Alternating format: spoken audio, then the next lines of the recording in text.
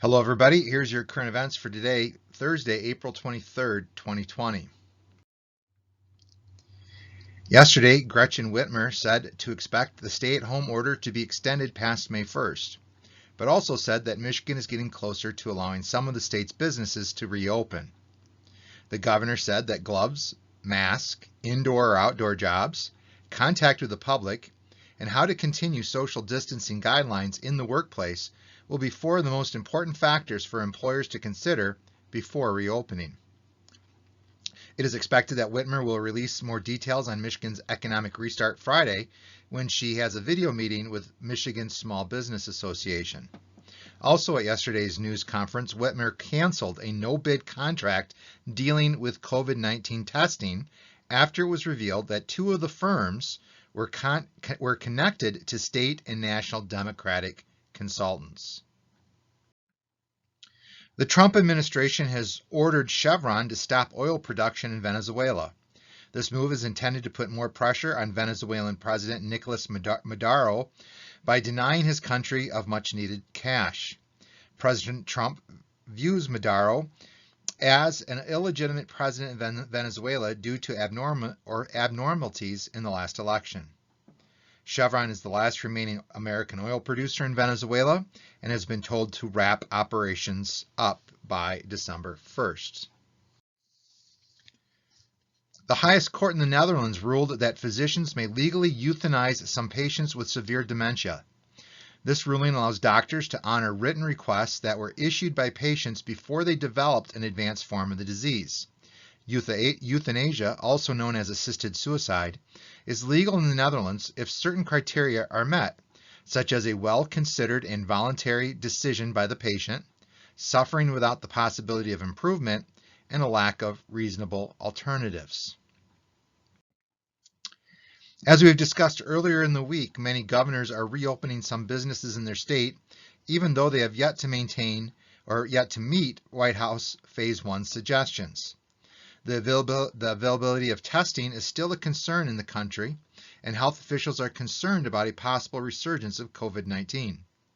Even though many states, including Michigan, have had rallies demanding the economy to reopen, a recently released poll suggests that 67% of the people are concerned of reopening too soon, and the vast majority of the respondents said they would not at this time consider going to bars, restaurants, or any other gatherings of people. What happened on this day of history for April 23rd? In 1564, it is believed that William Shakespeare was born in Stratford-upon-Avon.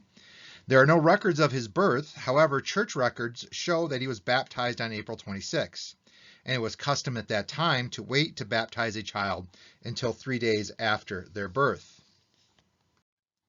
In 1969, the convicted assassin of Senator and 1968 Democratic presidential hopeful Robert F. Kennedy was sentenced to death.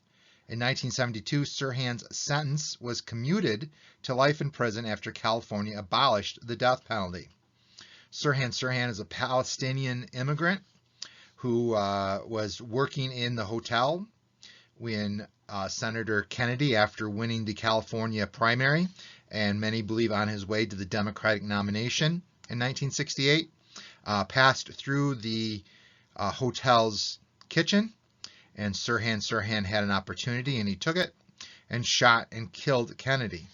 Sirhan said, as a Palestinian, he thought if Kennedy was elected president, he would be too kind to Israel. He has been up for probation numerous times, parole I should say, and has been denied parole each and every time. And lastly, on this day in 1975, at a speech in Tulane University, President Gerald Ford said the Vietnam War was over for America. This comes after North Vietnam breaks the peace agreement and launched an offensive into South Vietnam. Ford asked Congress to provide aid to South Vietnam, but Congress refused.